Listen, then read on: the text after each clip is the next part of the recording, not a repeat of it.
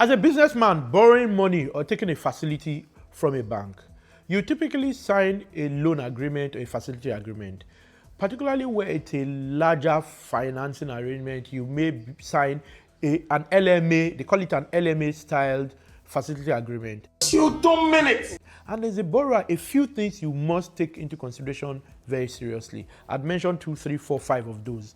One of them is a moratorium period.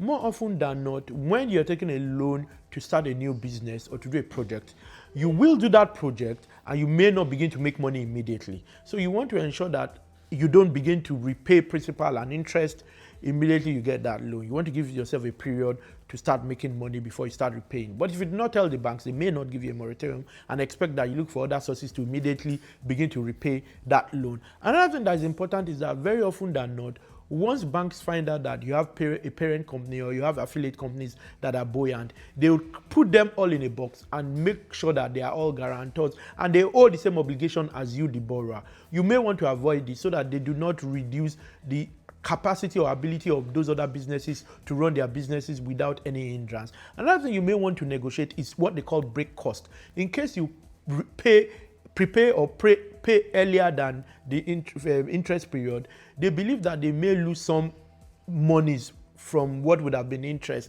and they want to ensure that the lenders want to ensure that they recover, they make all of that money. So if you're supposed to pay back in 3 months and you pay back in a month, they would have lost 2 months interest and they want you to pay a break cost. You can negotiate that amount, you can put a ceiling, you can decide that there's a cap. That's another thing that may be critical. Even your interest rate too, you may want to negotiate your interest rate so that it does make sense and it's not something ridiculous or higher than what you may have gotten elsewhere.